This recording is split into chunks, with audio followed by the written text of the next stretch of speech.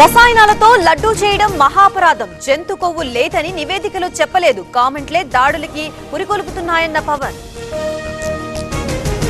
Plan ప్రకారమే నా ఇంటిపై దాడి. చంద్రబాబు లోకేష్ కనుసన్నల్లోనే జరిగింది. హతమార్చాలని వందల మంది వచ్చారన్న జోగి. జోగి ఇంటిపై దాడి ఘటనలో 11 మంది అరెస్ట్. టీడీపీ నేతల్ని అరెస్ట్. స్టేషన్ బెయిల్ మంజూరు. జోగి ఇంట్లో ఆధారాలు సేకరిస్తున్న పోలీసులు. జోగి ఇంటికి భద్రత కల్పించాలి. ఎలాంటి దాడులు జరిగినా పోలీసులదే బాధ్యత. ఏపీ హైకోర్టు ఆదేశాలు. టీడీపీ నేతలు సంయమనం పాటించాలి. చట్టాన్ని ఎవరూ చేతుల్లోకి తీసుకోవద్దు. పార్టీ క్యాడర్ కి చంద్రబాబు సూచన. అల్లర్లు సృష్టించాలని కూటమి ప్రభుత్వం చూస్తోంది. ఇంత జరుగుతున్నా పోలీసులు పట్టించుకోలేదు. దాడులపై పోరాటం చేస్తామన్న బొత్స. జోగి ఇంటిపై పెట్రోల్ బాంబులతో దాడి చేశారు. అటు బాధితుడు రాంబాబుని అరెస్ట్ చేశారు. అరాచకం రాజ్యమేలుతోందన్న సజ్జల.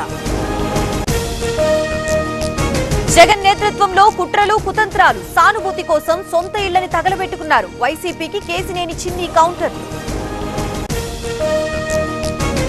నోరు జారినందుకు మా నాన్న సారీ చెప్పారు. ఇంట్లో ఆడవాళ్లు ఉండగా దాడులు చేశారు. హోంమంత్రి ఏం చెబుతారన్న అంబటి కూతురు.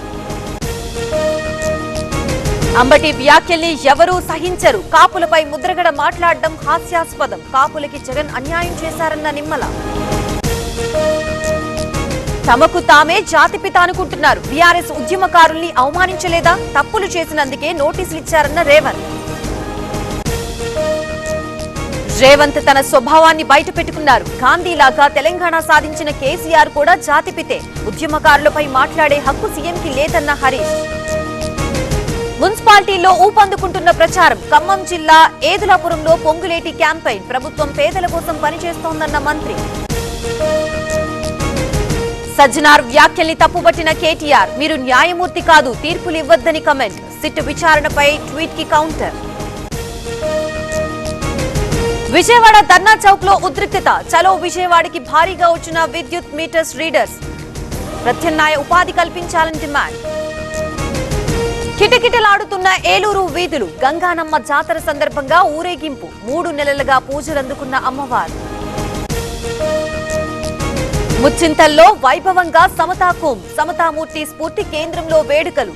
దివ్య దేశమూర్తులకి 18 గరుడ సేవలు. అవినీతి శక్తుల్ని ఓడిస్తామన్న విజయ్. టీవీకే గెలుపు కోసం పనిచేయాలని క్యాడర్ కి సూచన. పార్టీ వ్యవస్థాపక దినోత్సవంలో జోష్. చైనాతో సరిహద్దు వివాదాన్ని లేవనెత్తిన రాహుల్. మాజీ ఆర్మీ చీఫ్ నరవణే ఆత్మకథ ప్రస్తావన. దేశ భద్రతపై పోరాటం కొనసాగుతుందన్న రాహుల్. సిఈసిని కలిసిన బెంగాల్ సీఎం. నల్ల దుస్తులతో వెళ్లి ఎస్ఐఆర్ పై నిరసన. ఎన్నికల ముందు ఎందుకు చేపట్టారని ప్రశ్న. పాట్నాలో అసెంబ్లీ ముట్టడికి యత్నం. యూజీసీ కొత్త నిబంధనల అమలుకి డిమాండ్. ఇప్పటికీ కుల వివక్ష ఉందన్న విద్యార్థి సంఘాలు.